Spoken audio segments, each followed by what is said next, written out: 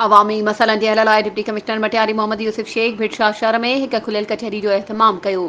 जंहिंजो मक़सदु अवाम ऐं इंतज़ामिया जे विच में फ़ासिले खे घटाइण हो त जीअं शहरी पंहिंजे मसइलनि खे सिधी तरह सरकारी अमलदारनि जे साम्हूं पेश करे सघनि।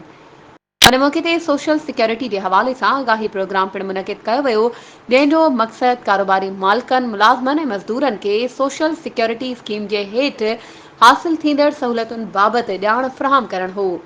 इन प्रोग्राम दौरान सोशल सिक्योरिटी इन जे फ़ाइदनि ते रोशनी विधी वई ऐं इन ॻाल्हि ते ज़ोर ॾिनो वियो त हर मुलाज़िम, मज़दूर ऐं कारोबारी मालिक खे इन स्कीम में शामिल थियणु घुरिजे जीअं सदन बुनियादी हक़ महफ़ूज़ रहनि। खुलियल कचहरी में वॾे अंग में भिटशा ऐं भरपासे जो अवाम शरीक थियो, जिते शहरनि इंफ्रास्ट्रक्चर जी तरक़ी, सिहत जूं सहूलियतूं, तालीम ऐं अवामी सहूलियतुनि, इंक्रोचमेंट मंशात जे सरेआम विकिरे ऐं वाहिपे बाबति मसइला उथारिया। डिप्टी कमिश्नर मटियारी यकीन ॾियारियो त इन्हनि जे मसइलनि खे तुर्त हल कयो वेंदो। डिप्टी कमिश्नर मटियारी सभिनी शिकायतुनि खे गौर सां ॿुधो ऐं लाॻापियल मसइलनि जे फौरी हल लाइ असिस्टेंट कमिश्नर हाला, DSP हाला ऐं टाउन ऑफिसर भिटशा खे हुकुम ॾिनो।